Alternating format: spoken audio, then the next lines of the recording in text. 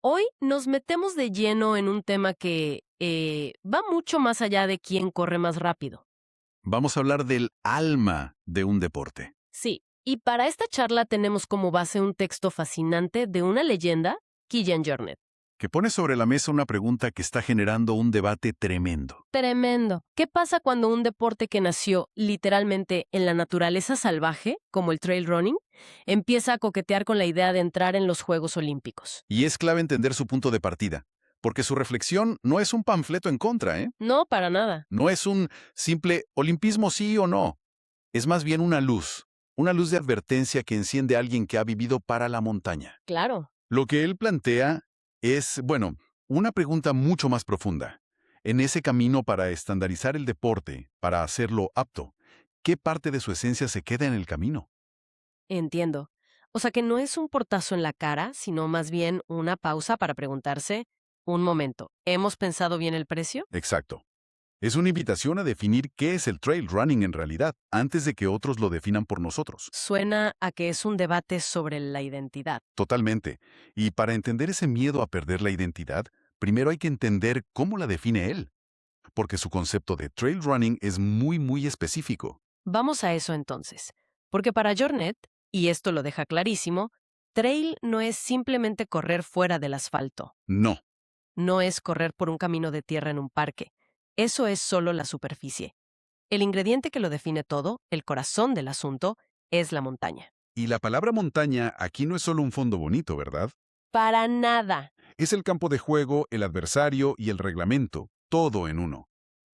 Él habla de un conjunto de condiciones que son las que forjan al verdadero atleta de trail. Claro, él lo desglosa muy bien. Cuando habla de montaña, se refiere a senderos rotos, irregulares, no a pistas forestales que parecen autopistas. Justamente. Habla de pendientes que te obligan a caminar o incluso a trepar, y de bajadas tan técnicas que cada pisada es una decisión. Son esos tramos donde no solo corres, No, es que usas las manos, lees el terreno para encontrar la mejor trazada. Es casi como resolver un acertijo físico a toda velocidad. es una analogía perfecta. Es como la diferencia entre un músico que lee una partitura a la perfección y un músico de jazz que improvisa. Me gusta esa comparación. Uno demuestra una capacidad física increíble. El otro demuestra adaptación, creatividad, experiencia. Lo que Hornet dice es que el trail runner de verdad es una mezcla de ambos. Necesita el motor físico, por supuesto. Claro, pero también esa inteligencia corporal para improvisar con lo que te da el terreno. Y ahí está el núcleo de su argumento, ¿no? Si le quitas esos elementos a una carrera, si quitas la incertidumbre, las bajadas donde se gana o se pierde todo, Pues sí, la gente sigue corriendo, pero para Hornet, y en esto es muy claro, eso ya no es trail, es otra cosa. es otra cosa. Es como quitarle el alma, y es precisamente esa alma la que él cree que está en... Lo que nos lleva directamente al centro de su preocupación con el formato olímpico. Exacto. Ok, aquí es donde a mí me explotó un poco la cabeza. Porque él no le tiene miedo a los Juegos Olímpicos en sí. No, no es el evento. Es solo que el deporte tiene que convertirse para poder entrar. Él habla de atletizar el trail. ¿Qué significa eso exactamente? Pues significa simplificarlo hasta que encaje en el molde olímpico. Y, a ver, ese molde tiene su lógica. Claro. Los juegos necesitan un producto que sea seguro, fácil de televisar y comprensible para cualquiera. Quieren acción rápida y sobre todo cero imprevistos. Claro. La pesadilla de una cadena de televisión sería una carrera donde el líder se pierde media hora o la cámara no puede seguirlo. Exacto. Entonces, Jornet describe cómo serían estas carreras olímpicas ideales. Circuitos más cortos, tipo bucle, con senderos anchos y limpios. Más controlables. Mucho más, con menos desnivel y sobre todo eliminando casi por completo la dificultad técnica. Un formato diseñado para que gane el atleta fisiológicamente más fuerte, el que tiene el motor más grande. No necesariamente el más completo en la montaña. Ahí está la clave. Se estandariza el reto para poder comparar a los atletas de forma objetiva, casi como en una pista de atletismo.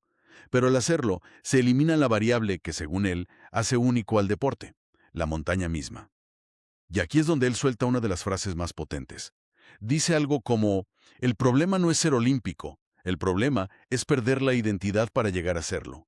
¡Wow! Eso lo resume todo. La palabra es identidad. No habla de reglas o de distancia, habla de esa sensación de autosuficiencia, del miedo, de la conexión con un entorno que no puedes controlar. Correcto. No está en contra del reconocimiento o de la visibilidad. ¿Qué atleta no querría eso? Obvio. Su temor es que, en ese proceso, el trail termine pareciéndose demasiado a algo que ya existe. Un cross-country más largo o, no sé, un híbrido que pierde lo que lo hacía especial. Y lo más interesante es que él no habla de esto como un futuro lejano. Dice que esta tendencia ya está pasando. Sí, y eso es lo que hace su argumento tan potente. No es una crítica teórica, él está viendo cómo el debate olímpico acelera una transformación que ya estaba en marcha.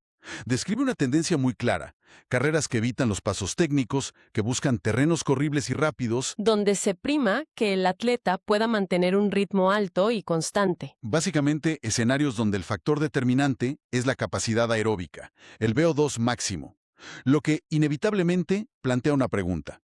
¿A qué tipo de atleta estamos premiando? Claro. Al hacer los recorridos más homogéneos, se favorece al corredor de asfalto que hace la transición, al atleta de pista con una eficiencia brutal, y al mismo tiempo se penaliza al corredor de montaña puro. ¿Y cómo definiríamos a ese corredor de montaña puro? Jornet lo dibuja muy bien. Es ese atleta que quizás en un tramo plano no es el más rápido, pero que en una bajada técnica y caótica te saca minutos. Es la persona que se mueve por un caos de rocas con una fluidez que parece ballet, ¿no? Esa es la imagen, el que sabe gestionar la energía, la comida y la mente durante horas en un terreno que cambia a cada paso. Es alguien cuya habilidad principal es la adaptación. Ok, esto que viene ahora fue la parte que más me dio que pensar. Cuando dice que la técnica también es rendimiento. Eso cambia toda la perspectiva. Totalmente. Porque una tiende a pensar que correr es solo tener más pulmones o piernas más fuertes. Claro, se suele ver la técnica como algo casi estético o innato, como si fuera suerte. Pero Hornet la reivindica como lo que es, una habilidad, que se entrena. Una habilidad que se entrena durante miles de horas en la montaña y que es tan medible en el resultado final como la capacidad cardiovascular. Es que tiene todo el sentido. Bajar rápido sin reventarte los cuádriceps no es suerte, es técnica. Saber pisar en las piedras justas para no perder energía es técnica. Tomar la decisión correcta en una fracción de segundo cuando vas con 180 pulsaciones. Eso es una forma de inteligencia. Es como un piloto de Fórmula 1. No solo gana el que tiene el motor más potente. No, claro. Gana el que sabe trazar las curvas, el que gestiona los neumáticos, el que toma decisiones bajo presión. Eliminar la técnica del trail running es como si en la F1 solo se corriera en rectas infinitas. Se empobrece el deporte. Se vuelve unidimensional y, de nuevo, se parece demasiado a otras disciplinas. Se pierde un pilar de su identidad. Entonces, si no se trata solo de las reglas o del terreno, ¿de qué hablamos en el fondo? Me da la sensación de que su argumento va más allá del deporte. Absolutamente. Aquí es donde el debate pasa de lo técnico a lo filosófico. Hay una frase en su texto que creo que es la tesis de todo. Dice, la montaña no debería adaptarse al deporte. Es el deporte el que se adapta a la montaña. Es una declaración de principios brutal, potentísima. Y las implicaciones son enormes, ¿no? Muchísimo. Piensa en la mayoría de los deportes. Se practican en estadios, pistas, canchas, con medidas exactas, superficies perfectas, condiciones controladas. Se elimina la aleatoriedad. El objetivo es ese, eliminar la aleatoriedad para que solo cuente la habilidad del atleta. Lo que Hornet dice es que en el trail, la aleatoriedad es parte de la habilidad. Es como domesticar lo salvaje para que quepe en nuestra sala de estar. Buena forma de verlo. Al intentar controlarlo todo, alisar los caminos, eliminar la incertidumbre para que sea un producto de consumo fácil, te alejas por completo del origen. Exacto. El valor de enfrentarse a la montaña siempre ha sido lidiar con lo incómodo, lo imprevisible. El desafío no es solo contra tus competidores, es contra un entorno al que tienes que respetar y adaptarte. Quitar eso es quitar la aventura. Se gana en seguridad, quizá, pero se pierde la esencia. Llegando ya al final de su reflexión, uno podría pensar que su conclusión es un no rotundo a los Juegos Olímpicos. Pero no es tan simple, ¿verdad? No. Y eso es lo que hace su postura tan inteligente y sensata. No cierra la puerta, no se opone a que exista una versión olímpica del trail. Su petición es mucho más sutil. Pide que ese formato no se convierta en el único camino, que no sea el que defina todo el deporte. O sea, que puedan coexistir, Que el brillo de los 5 anillos no opaque todo lo demás y haga que las carreras realmente salvajes y técnicas parezcan, no sé, algo de segunda categoría. Precisamente, él defiende la diversidad del ecosistema del trail. Es un espectro enorme. Hay carreras cortas, explosivas, y hay ultras de 300 kilómetros que duran días. Reducir toda esa riqueza a un único formato estandarizado sería una pérdida tremenda. Irreparable. Su miedo es que ese formato se convierta en el estándar de oro por el que se mida todo y se asigne todo el patrocinio en la atención. Es una defensa de la biodiversidad del deporte, por decirlo de alguna manera. Y para cerrar, creo que hay una idea que resume todo su argumento. A ver, Si quitamos la técnica, la montaña y la incertidumbre, quizás sigamos corriendo, pero ya no estaremos haciendo trail. es la conclusión perfecta. Y lo fascinante es que si te alejas un poco, te das cuenta de que esta discusión no es solo sobre gente corriendo en cerros. Trasciende el deporte. Nos deja una pregunta que aplica a casi todo.